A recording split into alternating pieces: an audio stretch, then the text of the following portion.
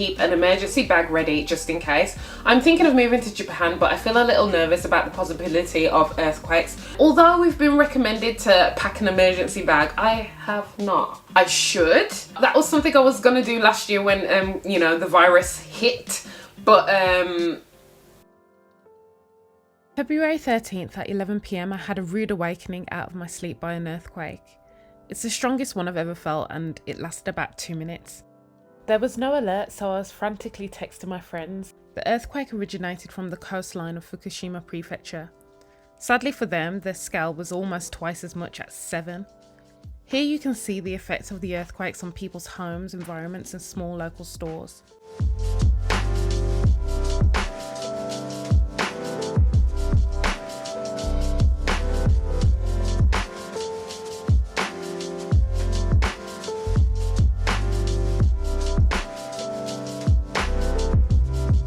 Japan's disaster agency said 74 injuries had been reported in the region and also around Tokyo, but local media counted at least 104 reported injuries, from broken bones to cuts from shattered glass.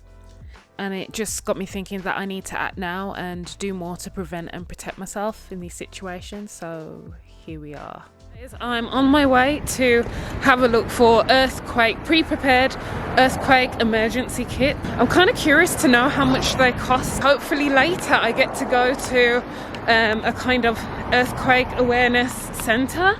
I really think it's important for me to know more, especially after what happened last night. I am kind of shaken about it, so yeah, now is the perfect time, now that I have the time on the weekend. Weird though, because it's almost 1 year since the last time I went to this place. You know, when the pandemic first occurred and people were buying out toilet roll.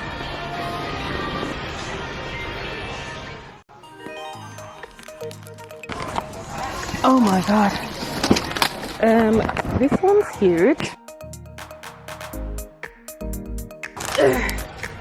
That's expensive. I don't want it. I don't know what's in it. So last time the queue was like all the way from around there, do you remember? All the way down here. This time it's empty! Hooray! I'm just looking for travel friendly, emergency bag friendly stuff. I need a torch, but I know that I can find probably one cheaper. This is something I'm definitely going to pick up in the future, and also solar powered battery bank. Emergency blankets here.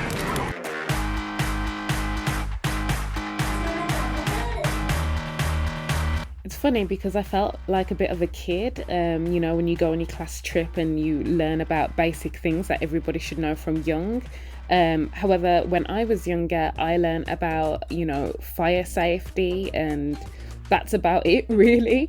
We don't have earthquakes and typhoons, and we don't have tsunamis or anything like that, like many natural disasters in the UK. So I got to experience this.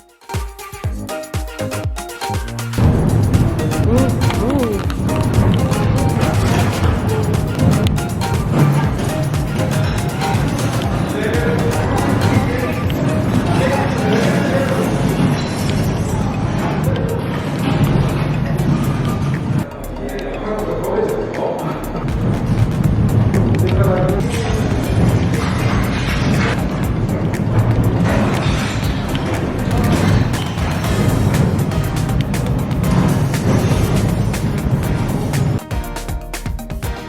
This really took me back to when I was like a kid, but I've never actually held or learnt how to hold a fire extinguisher.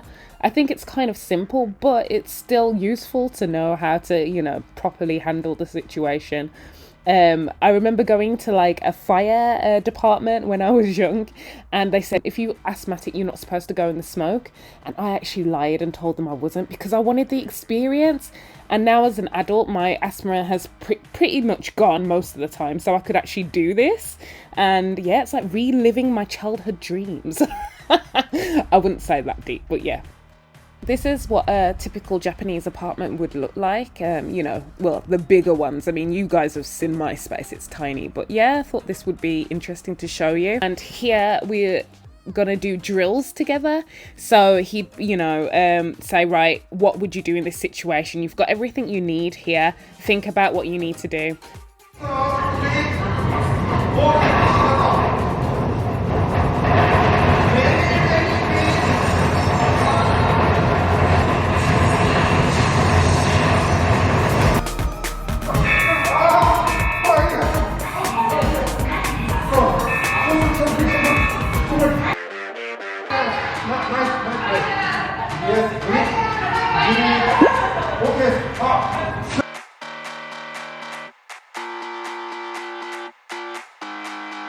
Danger house.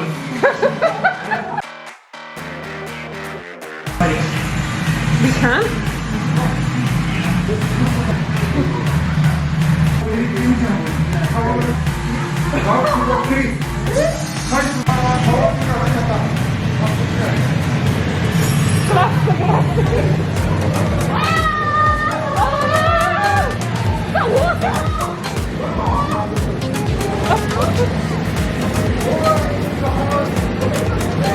Cute, Joseph.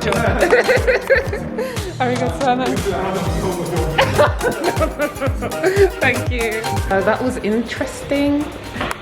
That little boy was so cute. I did understand most of it, but I think I've learnt quite a bit actually. He did really well to translate in English for me. Wherever you're living, just check out your local area for disaster prevention, and you can train yourself too. It's been fun and knowledgeable, and I've learnt a bit about the history. You know, like 26 years ago there was a huge earthquake, and only 10 years ago we had the tsunami. I remember that when I was in the UK watching it. So yeah, I'm very happy that I came here, and it's empty. There's only like 4 of us in total, so I can't complain, and it had me really shook, guys. So I thought it was necessary to kind of learn what to do, because I'm not trained for this in the UK. I'm not trained for this. Got a gift. They gave me a glow-in-the-dark whistle. So I can attach. Actually, this is good. This is one thing I don't have to buy, and it glows in the dark. So that's one thing down for my emergency pack. They're so kind. And I wrote down my number, and they said that they would alert me if something happens, like a typhoon or earthquake or something. They'll try and contact me and like check if I'm okay and aid me in any way they can. So yeah, I'm really happy about that, guys. And today is a beautiful day. It's like, what's 14, 15 degrees? So it feels like summer, basically, like the start of summer. Now I'm gonna head off to Daiso.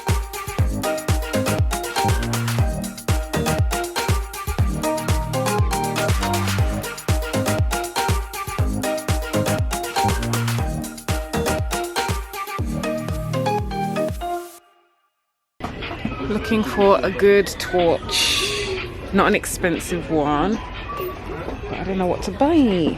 How did I do, guys? Did I do well? Okay, so I've got my waterproof bag, a rollable, flexible flask, got water enough for 3 days. It's required that you have at least a gallon, I believe. Some vacuum sealed bags, which I'll put my clothes in there, spare change of clothes.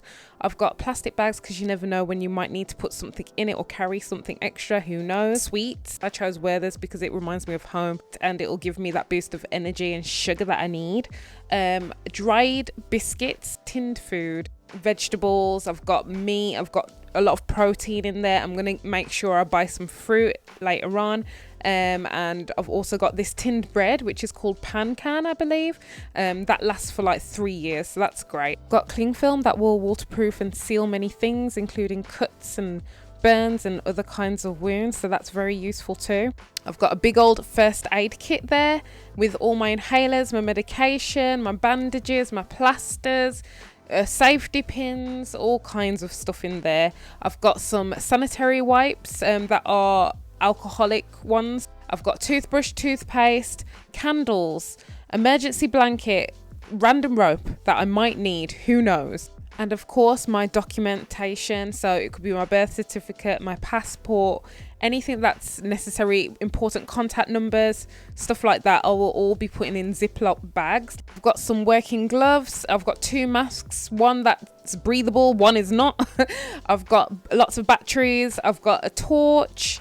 that is chargeable, and I've got a whistle that's got a reflective light on it that I was given for free. I've got a portable charger, and I've got a lantern, that little white thing that you can see in the corner, Dettol hand sanitizer that I can clip to my bag, and a lighter, and that's it, guys. So most of these things I already had, or I got from my local convenience store, or I brought at Daiso, so it was very simple and easy for me to gather all these things. I think that I feel a lot more comfortable with the situation. I know my designated areas, I've got the food, the supplies that I need.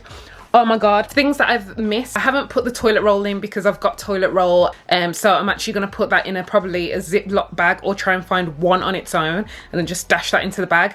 I'm going to upgrade my bag and get a waterproof bigger bag for emergencies. This one's okay, this one's great, but it's more of a wet bag, so I'm going to try and get like a sports do it all waterproof bag. I'm going to get a wind up radio clock because I feel like that would be more useful and long lasting instead of a cheap little small one. Like, at least I can use it at all times. I'm gonna get a solar powered charger and a Swiss Army knife as well. I'm planning to add one. I don't want the cheap one off Amazon. I want the proper real thing, because if I'm gonna go like all survival mode, I don't want it breaking on me. The extras that I'm gonna add a little bit later because they're more costly. This is just the basics of what you should have. I think I might do a video about how to earthquake proof my actual apartment, and I'll post that a little bit later on. Right now I'm just doing the emergency get out of here run. Thank you so much for watching. Hopefully this has been a little bit informative and encouraged everybody else to kind of get their ish together.